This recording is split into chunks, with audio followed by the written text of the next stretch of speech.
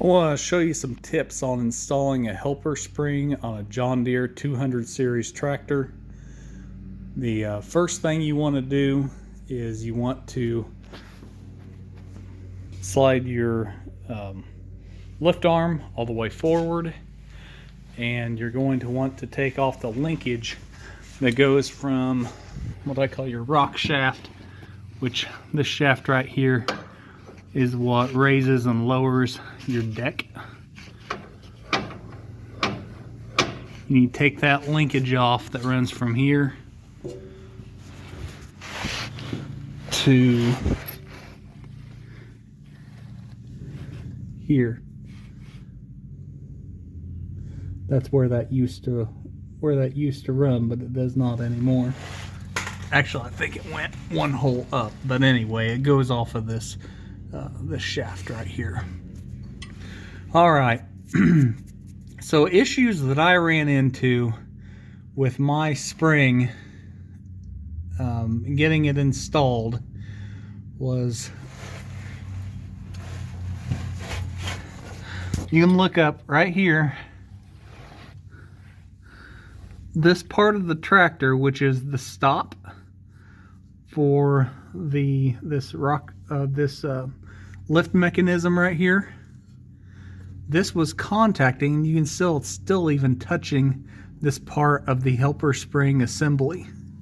And I had to cut off about 1/2 inch of this material in order for this to fit.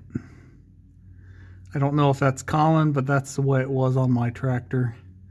As far as the actual installation, the spring itself has to be slid over this rock shaft and slid to the back of the tractor. And by the way, you can see right now I have the adjustment rod or screw or bolt, whatever you want to call this, screwed in right now. That's the very last step. So when you stick this whole thing in here, that is not going to be installed yet.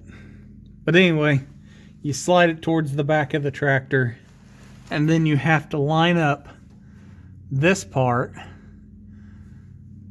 with this hole,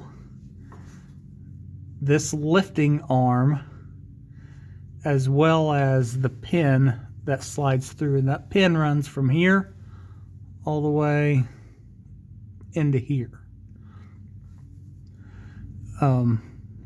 Let's see. It has to be all the way forward because you have to clear this metal frame.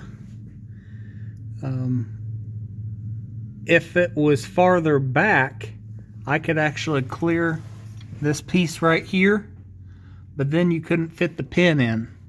So like I said, I ended up cutting this about 1/2 inch of this piece off, and then it slid in.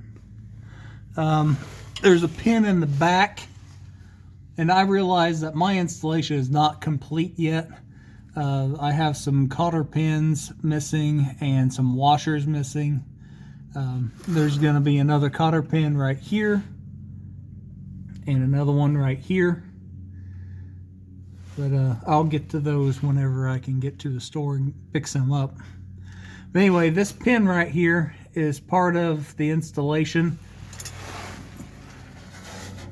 There it is on the outside of the frame, and I slid it in from the outside. If you look at the Deere manual, it says to slide it in from the inside. I don't think it makes a bit of difference, but I slid it in from the outside, and this part of your spring just slides over it. One thing I did learn on this tiller is this thing has always been ridiculously hard to lift. And that was even before of course, before and after the spring.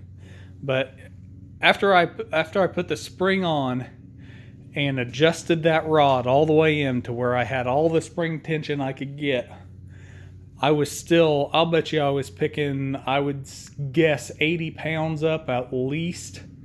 Probably probably more like 100 or more whenever I would try to pick this up. I actually picked the front end of the tractor up whenever I went to pick up the tiller, even with the spring on.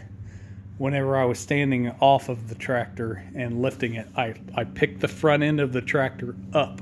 That's how hard that thing pulled. So I learned something. In my linkages down here, there are 2 holes. There we go. Here and here. And I had always run it in this top link. It needs to be in this bottom link. And now I can actually pick the thing up with one hand. Now granted, it's still quite a bit of weight, but you can do it with one hand now.